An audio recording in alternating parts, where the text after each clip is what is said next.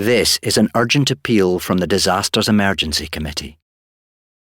Hundreds of thousands of people have fled their homes to escape conflict in Ukraine, leaving jobs, belongings and loved ones behind. They need shelter, food and water. You can help. To donate online, search DEC or text radio to 70150 to give £10. Thank you. Streaming 24/7, this is Brum Radio.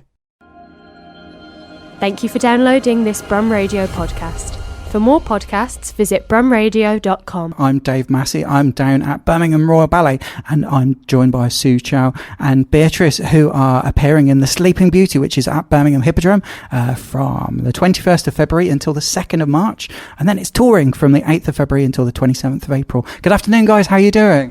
Very well, thank you. How are you? I'm really good. I've just seen you doing a rehearsal for this production. It's really fantastic to see that, and just to be able to be so close to seeing you perform and rehearse is just wonderful. Have you performed in this piece before, and can you tell us a little bit about who you're playing in this piece? We have danced in this sleeping production before, but Beatrice and I, we used to do Bluebird in this production as well. Beatrice has done Fairy, other things, and as well I have done like kind of Cavaliers, but this time we both debut in Prince and Princess Aurora. Yeah. So we're pretty excited, Our first time doing the main role, but we've done other roles before. Yes. Actually danced together. We always dance together. Yeah. and what differences can people expect when you say The Sleeping Beauty to people? What differences can they expect from this production compared to their ideas of what The Sleeping Beauty might be?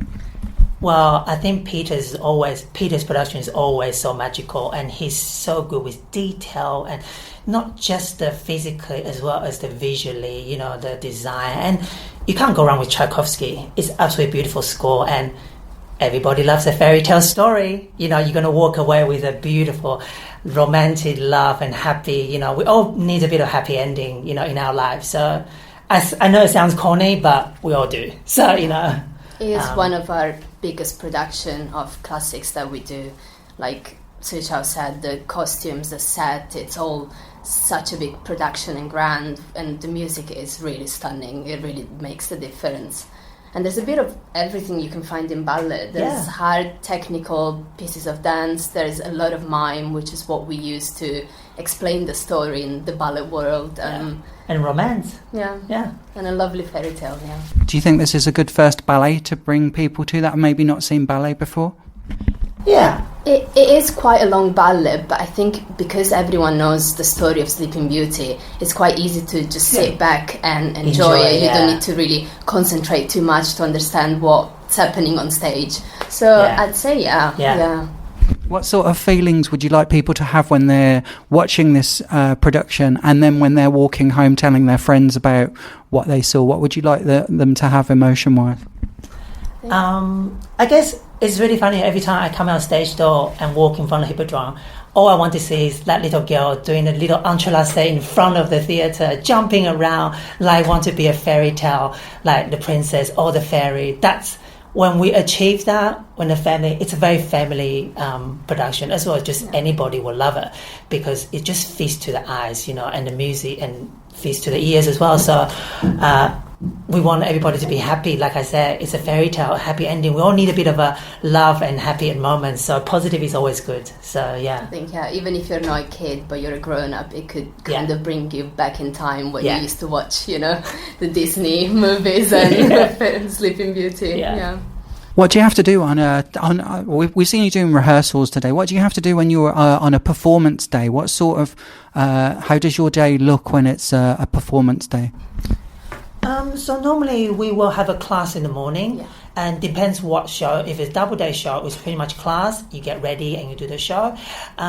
If, for example, if Beatrice and I were doing evening shows, and then we'll just do class, we'll probably just say hi, talk, go home. Maybe try some steps. Yeah, try some step or something, and then just go through the ballet or whatever, or whatever we need to sort of just try out, and then we go home and just go and rest and come back later. I usually come back 2 hours before the show. I like to have time to get ready without having to rush, but Yeah. Apart from that, it's kind of like saving energy for the show, really. Yeah, and just to be excited to be on the show, really. Just can't wait to get on that stage. But on the show day, it's always be different to rehearsal day, as you see, because on the rehearsal day, you are very jam-packed. You know, you just work. On the show day, you pull back, you get ready for the show. Yeah.